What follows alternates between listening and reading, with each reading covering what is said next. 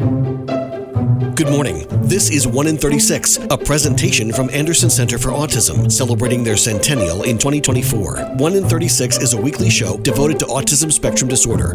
Good morning and welcome to 1 in 36, the weekly talk show on topics related to autism spectrum disorder. I'm your host, Eliza Bozensky, Chief Development Officer at Anderson Center for Autism. And today I'm very happy to be speaking with Tracey Stoll, who is the CEO, the Executive Director of the Common Room out of Massachusetts. Tracey, good morning. Thanks for being on the show. Thank you. Nice to meet you. Thanks for having me. Oh, it's my pleasure. I was looking at your website a little bit earlier, and first of all, it's a beautiful website, very nicely laid out, easy to sort of navigate. But I know we're going to send people over there, throughout the show to take a listen, take a look at what you have to offer. But I'd love to start with you just talking a little bit about yourself and your background, leading us from wherever you want to start to where you are today.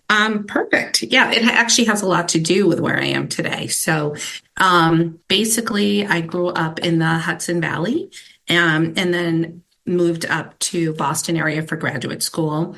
I decided to major in special ed and regular ed, sort of a dual certification, and become a teacher. I'm from sort of a teacher family. And my very first practicum out was with an integrated early childhood classroom. And the particular students in that classroom had various diagnoses of autism spectrum disorder. And I fell in love with the way that they saw the world. It was just so factual and reminding me of all the things that we miss, So yeah, that's a great way to put it. With it. From there, I went on to teach integrated classrooms for a few years. And then I also started working part-time for an organization called Mass General Hospital Aspire.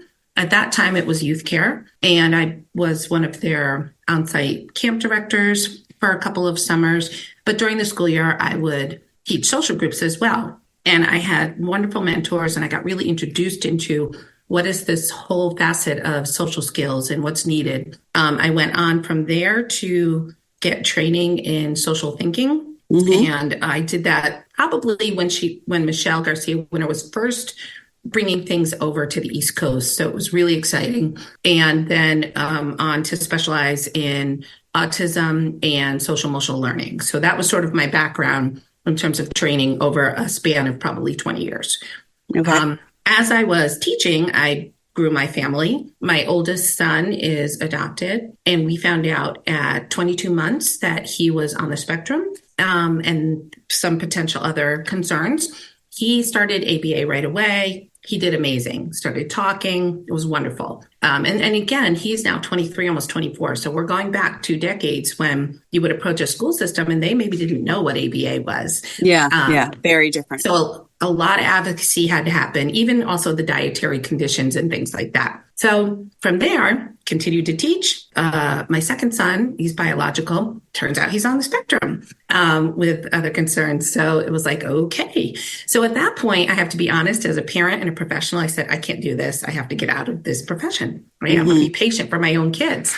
And so I took a break for a little bit, and I found that I was trucking them all over the place for their services. And then I also realized I kept getting called for part-time work in the industry. And I thought, this is what I do. So circled back around. That son is now 21, almost 22. And then I have a third son who is also biological, who's a senior in high school. So my life has really evolved around how do I help them? How do I help other kids?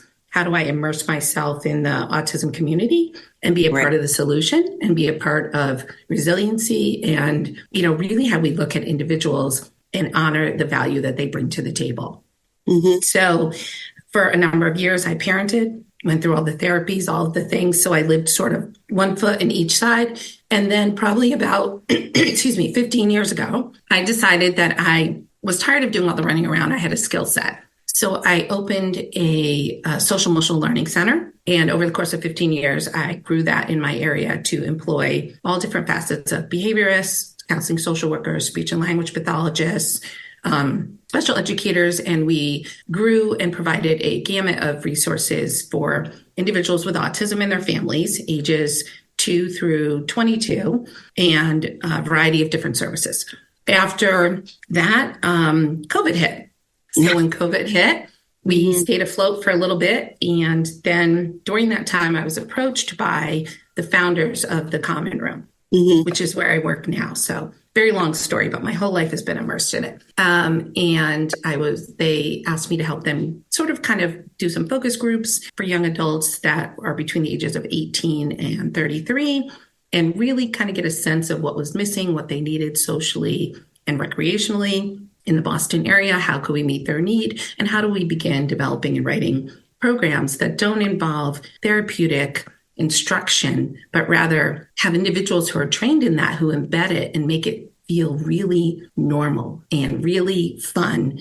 But, just provide a sense, a conduit for young adults to meet one another and develop relationships. So long story short, that's how I ended up there. The Common Room has been in business now for about 3 years in Boston, and we do our activities virtually or within the community. And we recently were approved to open a clubhouse that was donated to us right near Boston College. We're very excited. We're going to open this summer, and it will become a beautiful place for our members to spend some time together also. And I just want to, we're going to come back to a lot of what you just shared. Thank you for that whole story. It was perfectly sort of, it's a lot. And you are right. I mean, you really have been immersed in it for so long. It's sort of, a lot of people talk about their niche or just, sort of the universe pointing them in a direction. I feel like that was a lot of universe. It was a lot of karma, a lot of universe going around there. A lot of stuff happening there. So, but I just want to add, I'm a huge fan of Boston. It's a great city. And so in what you're doing with the Common Room and then this new clubhouse that's going to be open near Boston College, I mean, what a wonderful place to also be engaging, young people to in a natural, really natural, organic way and an environment with so many opportunities for social engagement and recreation, and volunteerism and all sorts of things, because I feel like that's just such fertile ground for something. There's literally something for everybody there. So that's great. All right. So, I appreciate you sharing about your family and your 3 sons. Can you just, we have a couple minutes before we have to go to a break. And I want to save the second half of the show really to dive into the Common Room, the activities, how people can get more information, who is it for, all of that. So just in these last couple minutes of the first half, how were your decisions, not sort of leading into where you are with your career now, but also your daily decisions? As I'm sure things come your way all the time. Should we expand over here? Should we say yes to this collaboration? Are we going to compromise our core if we go in this direction? How much do you bring your personal experience as a parent into those professional decisions that are being thrown at you every day? That is a fantastic question. Not sure anyone's ever asked me that before. So it just shows how you're immersed too in the community. I have to be honest, it impacts every decision I make every day. There's always a balance between being a professional and then also personally having that in my life as well. In this particular capacity, it really helps me to think through what families or individuals might be experiencing in their daily life. And then as a professional, am I able to provide something for them? Am I able to meet that need? And if I'm not able to, then because we just don't have the capacity or it's not our mission, we'd be broadening too much, then how can I help them? And that's usually how I respond to everything, whether it be in my head or verbally. How can I help you? So my mission in general is if someone doesn't fit the profile of one of our members at the Common Room, then I like to know that I have 2 or 3 referrals that I can take the time to send to the family so that this wasn't a wasted phone call. Because as a parent, your time is valuable and there's so many calls and the emotional investment in every call. I don't want this to be a wasted phone call. I want to then provide referrals that the next step. Maybe they work, maybe they don't, but it's something. And it's another step to take. Yeah. Yeah. I can very much relate to that. That's how we work in our admissions department at Anderson. That's the way, just me personally with my role. And I agree with you. I've heard so many times over the years that families, once they make that first phone call, it's so almost make it or break it. It's like there's such fragility and fear and just, I don't know how to help my child. And that's such a scary place to be. And so you take that first step and And it really is like either someone's going to help or try to help, or someone's going to make you feel like that was a waste of your time, which probably sets you back potentially 6 months, a year before you get to that place again where you're ready to reach out. So I love that you do that. I think it's a really simple but effective way to keep the momentum moving for families in a good direction without feeling like, well, if I don't have the whole answer, I may not as well, bother to try. So I love that. I appreciate that that's what you do. And I think, I think you're right that I'm sure comes from being a parent, but also as a parent, probably interacting over the years with other parents. So I'm glad I asked that because now our listeners know what to expect, when they're interacting with you and your team. We're going to take a short break. When we come back, we're going to get really into the common room, the services, what to expect, how to find out more information, how to get involved. This is Eliza Brzezinski. You're listening to 1 in 36, the weekly talk show on topics related to autism spectrum disorder. And we'll be right back. Sometimes I just cannot believe all the storms we've gone through here. I can only hope that we'll be able to leave this house to you one day, baby. You're our legacy. Planning for these disasters will make sure we're safe, and is the best way to protect that legacy. You know what? We should make an emergency communication plan. That way we're ready this year. At my dorm, we have emergency kits for earthquakes and wildfires, but I'm sure there's something more local I can send you with a link. Okay. Smart.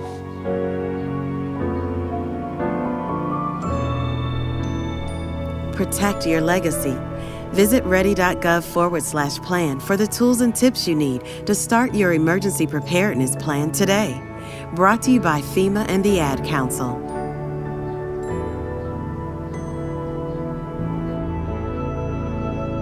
Somewhere there's a river rushing through the woods while someone rushes through their day. There's a mountain looking up at the sky while someone looks down at their phone. A trail waiting to be walked while someone waits for a latte. This world is full of somewheres waiting for someone just like you. So go see yours at 154 national forests and 20 grasslands. And to learn more, visit nationalforest.org. The National Forest Foundation. See your somewhere. Wouldn't it be great if life came with a remote control? You could hit pause when you needed to, or hit rewind. Like that time you knocked down that wasp's nest. Uh-oh. Or that time you forgot to roll up your windows in the car wash. Fantastic. Yeah, a remote control would have come in handy then. Well, life doesn't always give you time to change the outcome, but prediabetes does. With early diagnosis and a few healthy changes like managing your weight, getting active, stopping smoking, and eating healthier, you can stop prediabetes before it leads to type 2 diabetes. It's easy to learn your risk.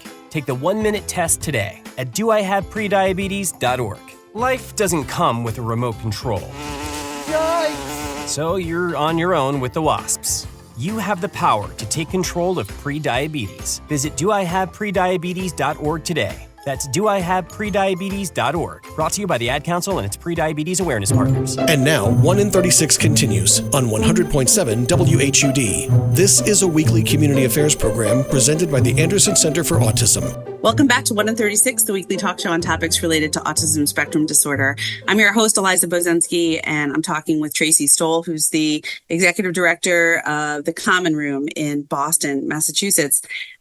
Tracey, thank you for the background in the first part of the show. Really, wealth of knowledge and experience. And you strike me as the kind of person who is happy to take that experience, both personal and professional, and keep applying it to the next thing that you're doing, which just makes you an excellent resource for the community. So I do appreciate you taking the time today. Now let's talk about the Common Room. First of all, what's the website so people can kind of go there? So the website is thecommonroom.org. Okay. So we'll repeat that at the end again, and also we'll put it in our, when we share it on our social media, and you can do as well. Great. But tell us about what the Common Room is, and give some examples of actual activities that are going on, or times when you've seen something really just click for an individual or a group of individuals. Anything you want to talk about, but we just want to paint the picture of it. Absolutely. So the Common Room actually emerged from the vision, I think, of many, many parents that have experienced watching their high functioning, high cognitive their child with autism grow and experience some social isolation and experience relationship difficulty, things like that, and missing that sense that we all need of having one true, genuine, reciprocal friendship that keeps us going. And as our kids age, they lack the opportunities to go out and do what their peers are doing, and yet they still have the interest to do so. So that becomes that self-fulfilling. It's easier to stay home and isolate. It's easier to meet people on technology than it is to take that risk and go out and potentially experience anxiety and rejection. So our founders are Stephanie Long and her husband, Dave Long.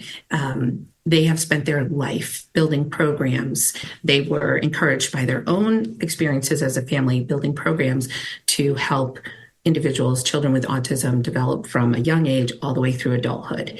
And they have the time and the resources to come together to build a board to build this program. So basically what they decided to do was have a clubhouse that was meant to represent going to a friend's house.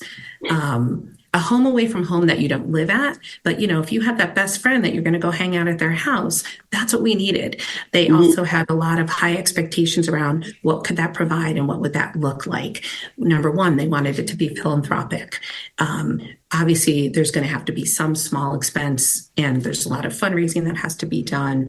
Right now, we exist through a lot of private fundraising, and we will expand out. But at the end of the day, if a member was a good member, compatible, and benefiting from the common room, then we have scholarship funding. We don't want to turn people away because finances are a concern. We know many people in our clientele have difficulty sometimes obtaining a job or keeping a job. So they began to, with the support of Liberty Mutual here in Boston, they began to build their website, get their news out, kind of garner the interest, do the focus groups. And the result is that we are able to provide social and recreational opportunities for young adults in the Boston area that have either a diagnosis and a profile of high cognitive, high functioning autism. And when I say that to most people, what I mean is when I meet an individual, I'm really looking to see where they are developmentally with their language, with their social skills, intellectually. Are they at a place where they're able to function within a social recreational setting, within a small group that has a ratio of about 1 staff to 4 or 5 adults? Okay. So we're thinking about that's very helpful. Thank you for that. It's really important because it makes a huge difference. And, we're looking at their levels of reciprocal conversation, their levels of self-advocacy, their levels of anxiety and emotional regulation, all of the things that we know are needed to be successful and have a nice, positive social experience when you're out in the community or you're with others. We're also really looking at their interest levels and what are they interested in? What makes them tick? What makes them excited? What is going to be what they want to talk about? And where do they find their people? We all look for our people. I have my friends that I want to hang out with. And I choose that over some other things. And we need to represent that humanistic side that our young adults want that too. Yeah. So basically, let me just back up a little bit here. I will say that some of our members, we are a co-ed. We have both male, female members. Right now we span the ages of post-high school 18. So they have to have had their diploma and they can be in a transition program, but they're sort of emerging into the adult world. They've finished with their school world. And right now our members go up in age till about 33, 34. A lot of our older members will say, are you going to throw me out? And I'll say, no, of course not. Our hope is to grow with you. It's just that we were trying to capture an age range that we could begin with. So basically, some of our members that we're getting in most recent now as we're growing are ones that struggle with diagnosis of anxiety, ones that struggle with diagnosis of nonverbal learning disorder, some who have no diagnosis at all, but they've always known that socially it's been really challenging to build relationships and fit in. So, and I love that. I love that we're looking at the person, not just the diagnosis, because that can really be impacted by where they grew up, what means their family had, things like that. So we look at that and we program with a staff that has some veteran professionals like myself, without saying age. And we try to find a lot of staff that are within the same age range as our members. And we will offer training to our staff. We have some staff that are licensed professionally within the industry. We have some staff who are pursuing a similar license. And we have some staff who are just really innately, they get it, they're awesome. Maybe they're a sibling. And we like to, when we do our activities, have it staffed by what you would call a peer, somebody who members would want to hang out with and spend time with. Right. So in terms of activities right now, we had to start during COVID. So we began virtually. We had things such as guest speakers on interesting topics, cooking lessons that we provided virtually. We provided escape rooms virtually. We did sort of like hangout brunch together virtually, really connecting socially. We continue with that. One of our most popular activities is Jackbox TV gaming night. I mean, we just have to keep adding sessions because they love it. And so then in terms of in the community, we offer things such as we've gone sailing. We've gone rock climbing. We've done museum tours. We go to sporting events. We go to musicals and shows. We also have really simple events like going out to dinner together, meeting out for dinner, really thinking about what are your peers doing? What do you want to do? You want to see a movie together? You want to hang out? And those are always really well attended to the point where we are constantly watching enrollment and thinking about who didn't get into this session because we're trying to stay to our mission of a small group. We want it to be a conversation that can flow. We want relationships to be able to build and always thinking, how can we add more and more? So what I will say is that some of the successes that we have seen over the last 3 years, which just will pull at your heart is, people will say to me, is this a social group? I don't want a social group. I've done it my whole life. And I say, no, it's not a social group. We are social opportunity. We don't make you do anything. We're here to hopefully pique your interest and have you come out and meet other members who have similar lifestyle profiles, social profile as you, that you may want to spend time with. Once they're able to an individual, we have to vet them through an application process to make sure there's compatibility.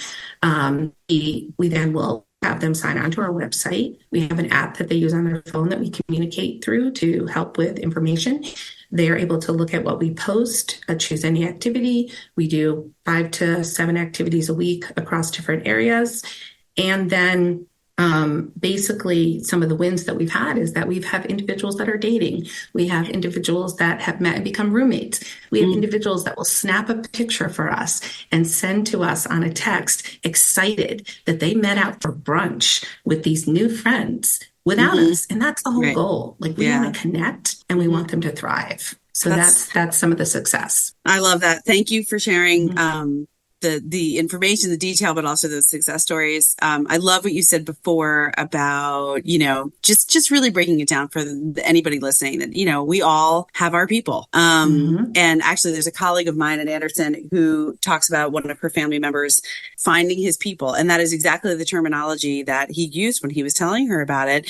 And this is years of trying, thinking this is going to be it. This is going to be it. This is going to be it. And then sort of saying, okay, I found my people. And for her, I think that it's a real sense of goes back to what you want for your family members, for your loved ones, just to be happy and that's such a huge part of it. So I like that you're presenting it as an opportunity. I think it's really important for our listeners to hear that, look, there doesn't, if your loved one is tired of being put in a group, that's a different feeling as being told this is where you go from 12:15 to 1 o'clock, as opposed to this is an opportunity that you can take or not take. So for more information about The Common Room, please visit thecommonroom.com. That's thecommonroom.org. And I just want to say thank you to Tracey Stoll, Executive Director of the Common Room, for being on the show today. It's been a real pleasure learning about you and your background, your experience, and everything that the Common Room is offering in terms of opportunities for people in the Boston area. I'm really excited to hear what comes in the future. This is 1 in 36, the weekly talk show on topics related to autism spectrum disorder. I'm your host, Eliza Bozensky. And remember, Anderson cares. You've been listening to 1 in 36, a weekly presentation from Anderson Center for Autism, celebrating their centennial in 2024. Join them for another edition of the show next weekend.